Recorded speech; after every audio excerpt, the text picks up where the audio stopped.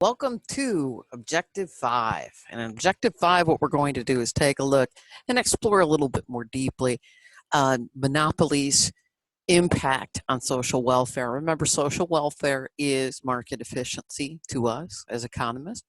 So we're going to look at here how a monopolist, we learned in Objective 3, how we have deadweight loss. We also talked a little bit about that before. And in this objective, we're going to see how monopolists can capitalize on that idea of deadweight loss and actually charge people according to what they're willing to pay. And certainly consumers wouldn't be so stupid as to tell monopolists what they're willing to pay, and yet we do. So let me go ahead and share my slides and we'll get after it. Okay. So a couple things to remember before we jump into this lecture is remember that in a monopoly, the monopolist is going to produce at a quantity that maximizes profit. And that quantity that maximizes profit is where marginal revenue and marginal cost are the same. To find the price that they're going to produce, they're going to first find that quantity, and then they're going to follow that up, and their price will also be in conjunction where marginal revenue and marginal cost meet. So it'll be a little bit higher than what we saw. We also know that because of this fact, that monopolists will have a dead weight loss in the market. And that's why we say this is no longer efficient. Let's talk a little bit about how that monopolist might capitalize on that idea of dead weight loss. Excuse me. All right, so this is price discrimination. And when we talk about price discrimination, it's not necessarily where we're discriminating against a protected class, because that would be illegal. What we're discriminating is based upon a person's willingness to pay. So if we have one consumer who is willing to pay more, can we actually charge that consumer more? And you might think, well, that doesn't sound right, but we do it all the time. Okay. So again, we're using willingness to pay, not a protected class, and we're actually going to say a monopolist will increase the quantity if it can pay people, if it can charge people according to the willingness to pay. So here we have a graph, and again, remember that the monopolist will want to produce at the quantity that maximizes profit. That would be this quantity right here where marginal revenue and marginal cost meet. To price this product, they're following up to the demand curve to get a person's willingness to pay, and this will be the price in a monopoly. That sub M just means in a monopoly. Because of this fact, we know that if we look at this, and this would be a perfectly, yes, there we go, okay. All right. So here's our consumer surplus. Remember, consumer surplus is the price, or is the area above the price but below the demand curve. This is the monopolist profit, and then we have deadweight loss. So I'm going to give you just a second here to kind of look at each of those.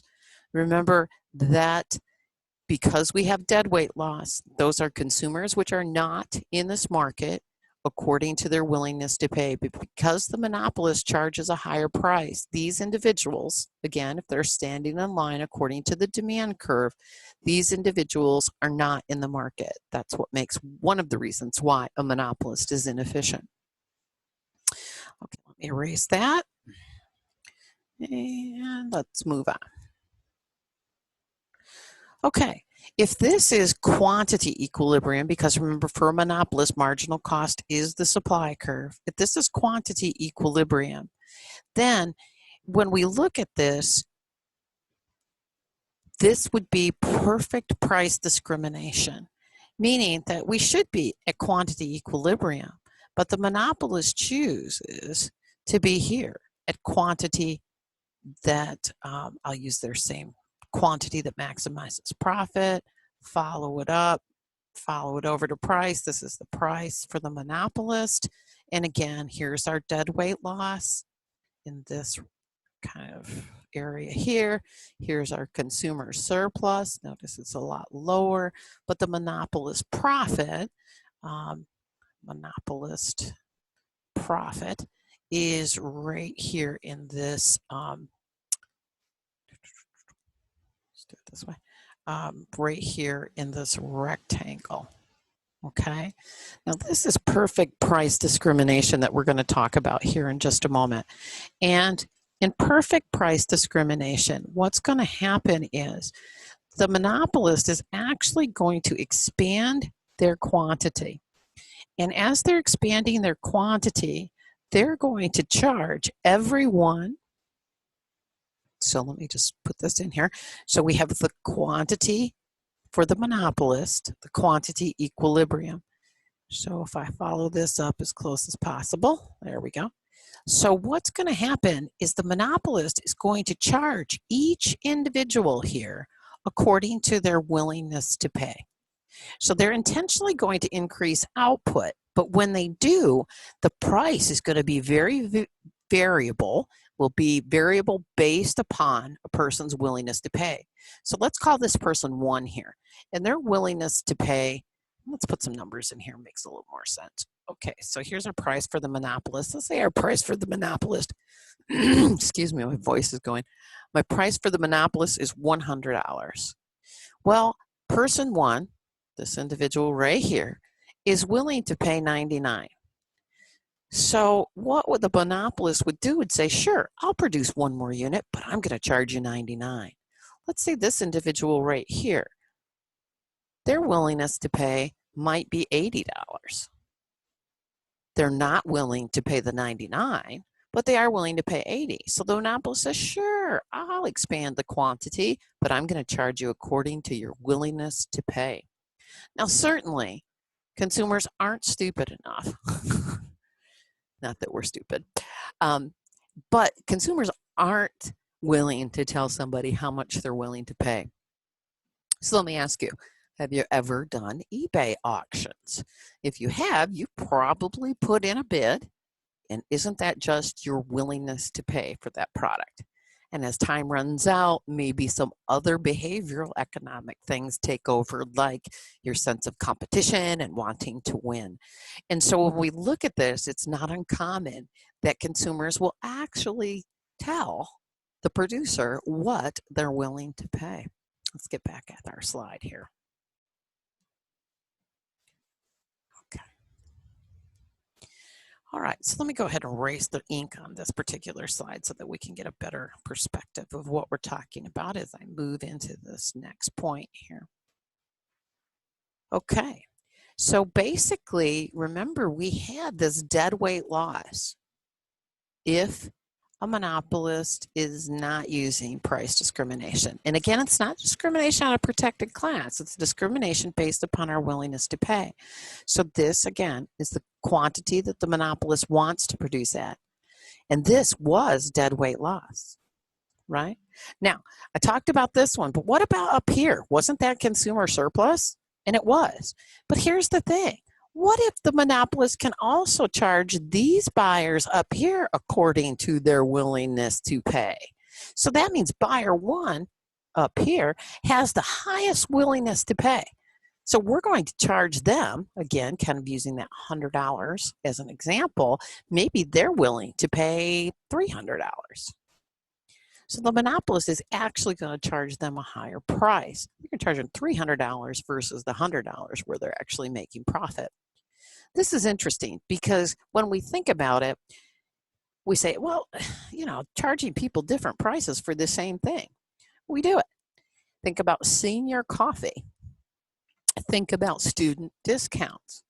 So all of these is where the monopolist charges people according to their willingness to pay. So here's some examples.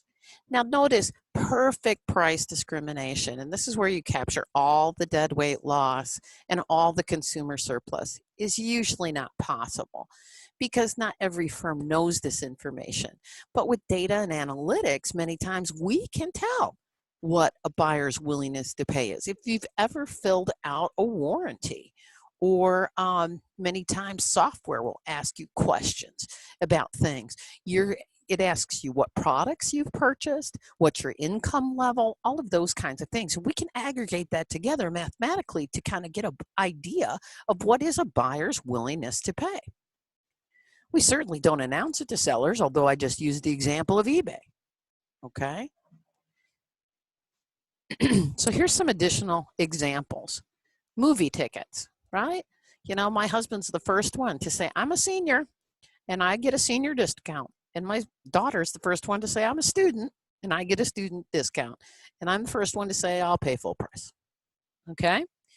Airline prices. This is totally, we see this all the time. You know, first class, some amenities versus business class versus coach. Also, you might change your behavior based upon price and willingness to travel. So maybe you stay one additional day at a resort or something to get that cheaper airfare, because again, we make decisions as long as the benefit of that decision outweighs the cost of that decision. Opportunity cost included here. Other examples, again, discounts. You know, senior coffee. I used to work at McDonald's, very first job I had. And senior coffee, boy, if you didn't ring it up correctly, it was kind of an issue, okay? People would come in 8 to 9 and they would want their senior coffee, okay? Another one is Pell Grants and those kinds of things that we use, okay? So a lot of us, particularly, I mean, if you're a Costco member, you buy a lot of stuff, right? I keep using all these little jokes about toilet paper right now, but seriously, if you were a Costco member and you stocked up on that, you're probably really happy that you did. Okay, so notice that this sounds a little bit hinky to us when we talk about a perfectly competitive market versus a monopoly. Perfectly competitive market, the buyers have all the power and they are price takers. Here in a monopoly, the producer is a price maker. So looking at everything we've talked about in terms of the welfare economics or the efficiency of the market, this is why the US doesn't usually, we don't buy into the idea of monopolies. We like competition because it ultimately will drive the price down.